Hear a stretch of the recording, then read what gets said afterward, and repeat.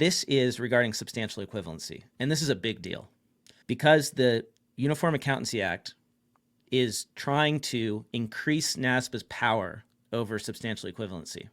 And this has to do with CPA mobility, right? So the right of a CPA in California to serve clients in Arizona, or the right of a CPA in Arizona to serve clients in California, all over the country, right? Substantial equivalency is the one thing in the UAA that basically allows us to practice across the country, regardless of where you're licensed. Now, it doesn't always work, and there's a lot of problems with it, but maintaining it, that's the biggest concern that people have over changing the rules. One of the proposed solutions out there is that the states adopt automatic mobility, meaning that instead of me having to go prove in every state that I am a substantially equivalent CPA who is licensed under similar requirements, that if Arizona licenses me, the other states will simply assume that I have the credentials. A driver's license works. Like a driver's license. You can drive in any state if you're licensed in one of them. And a bunch of states are moving toward automatic mobility because this simplifies the whole question of substantial equivalency. It doesn't have to be all the same, right? If there's little changes, no problem, right? But it's not even about simplifying. It's just like the ability to drive from state to state is better for the overall economy of the country. The same as with accounting. It's just better for the whole entire economy if people can just work wherever with whoever they're working with. NASBA wants to create a national licensee database to help track licensure pathways and facilitate mobility determinations. So they want to create a national database of certified public accountants, and then they want to tell you where you can and cannot practice based on the substantial equivalency. Isn't this something that the state boards of accountancy are responsible for? This is a private corporation that is completely unaccountable to the public, and they want to create a national database of every CPA. And this is in the legislation. Which that contract to create that database would probably go to one of the big four. So it's very questionable at best. It's not even a federal agency. This is a non-government organization. This is a private company. And yes, it is supposedly controlled by the state boards of accountancy as a group, and they have some sort of board of directors, but in effect, it is unaccountable because no individual state can stop it. The individual states say, oh, we have final say in all this, but then they delegate this stuff to NASBA, and then NASBA does stuff that is anti-CPA. I'm really surprised that NASBA is even constitutional. Think about it. You have these states that license CPAs, these boards of accountancy, which are state. These are government bodies, and they have delegated a bunch of really important licensure stuff to a corporation. How is that constitutional? And these are really, really important questions, and it's freezing up all the potential for change. I think it's important that the states get together and they make decisions. They make decisions together, and that CPAs can operate around state lines. But the way this is set up right now, do we really want to give NASBA more power? The power to determine substantial equivalency with a national database of CPAs? I don't want my name in that database.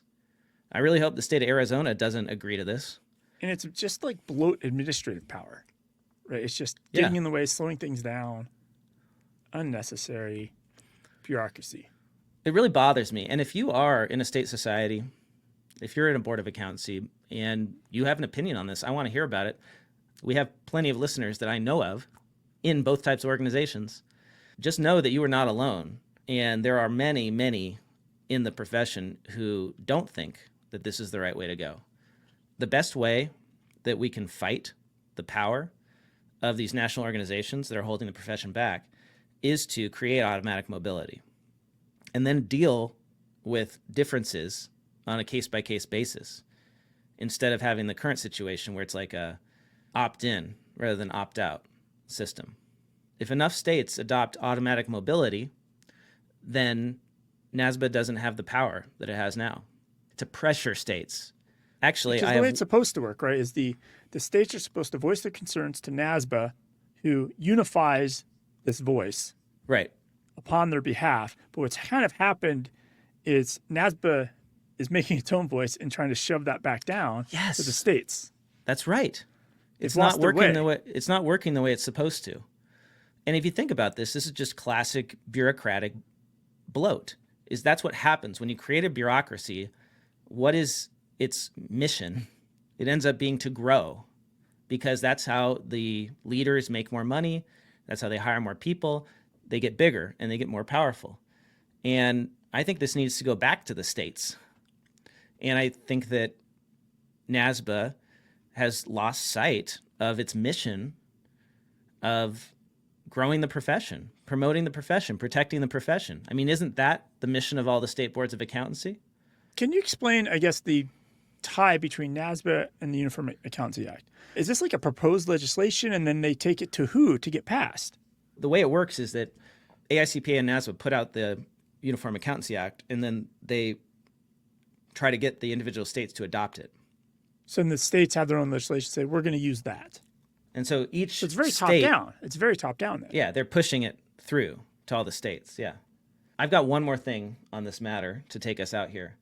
This is an email that was forwarded to me by a listener that went from NASBA out to board members and executive directors, board members of state boards of accountancy and executive directors of state societies. The headline is, Shifting to Automatic, the Hazards of Redefining Mobility. In this email, NASBA argues implementing an automatic mobility provision could be viewed as an unconstitutional transfer of legislative power, allowing one state to dictate the qualifications for practice in another state without proper equivalency.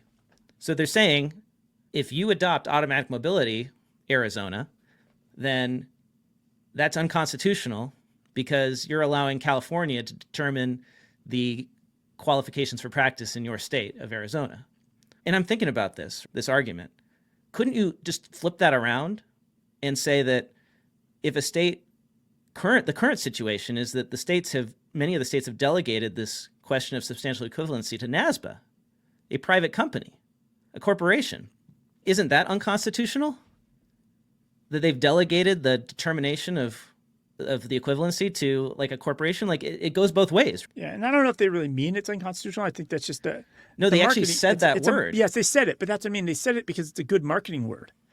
That's a very good, strong marketing email. And this is just like the ones we saw from, I have this blog post up from last February of 2023. The ICPA has a whole website set up because of the Minnesota bill. And this whole very threatening, what are the risks? You're going to lose mobility. They're still attacking the individual states that are on their own decision making. This is just another marketing email, but the word unconstitutional is very powerful. Right? And here's why this doesn't make any sense to me, because it's not like the states are giving up the right to determine the education requirements. They're just saying that by default, we are going to recognize a CPA from another state as being able to practice in our state. But they're not giving up the right to say, no, you can't practice in our state. You're just dealing with it on an exception basis instead of requiring everyone to prove it. Just the same way we don't require everyone to stop at a border crossing and prove that they took their driver's test to get their driver's license, right? So this whole argument is completely see-through. If this applies to one state allowing another state to have automatic mobility, then how does this not apply to NASBA? I mean, I think NASBA is probably more unconstitutional than what we're proposing. I can't believe that the state boards have delegated this much power to a non-government organization that they, as individual states, really can't stop, because it takes more than one state to get together to change what NASBA is doing. So they've effectively created a federal agency that is unaccountable to taxpayers. We'd actually be better off. I could see that. Right? We'd be better off if NASBA was accountable to Congress or something. So that's all I got for this week. Because only the member, you're right. There's no higher power that's the boss of NASBA. NASBA is the buck that stops here, and everybody else is just the underlings. And unless they all organize together and have an uprising, there's nothing anybody can do. And NASBA, like you said, is unchecked at the top. Yeah. Luke in the chat says, tax rules do differ between states, though. Driving rules generally not. Luke, maybe you haven't driven in Arizona, where speed limits are a suggestion, not a rule.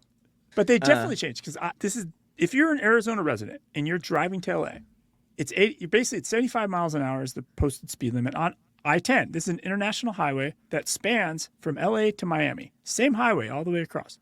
It's 75 miles an hour in Arizona. And the second you cross into California, there's this little hill. And nobody in Arizona has plates on the front. Well, you're still doing your 75, but it's only 65 in California. Same highway. You never changed highways. And now you're getting a ticket. So the rules change and they're different. That's right. Just, I don't know. I may have gotten a ticket in that window situation. tinting? Window tinting is big here in Arizona. My window tint would be illegal in California. Do I have to untint my windows when I go into California? No. I've never been pulled over for that. An anonymous LinkedIn user says, NASBA and AICPA has lost touch with public accounting, and education is only one of the reasons we have a shortage on talent. Pay and hours is a big one nowadays. People are leaving public accounting because of the long hours and low pay. There are a few careers that require so much education, work until you drop, and pay you so little. At least attorneys, doctors, and tech professionals make a great wage by year 3 to 5. This is not the case for public accounting, yet we work these crazy hours. Yeah, and what is NASBA and AICPA doing about that? What is the last thing that any of these national organizations did about the long hours? Working conditions.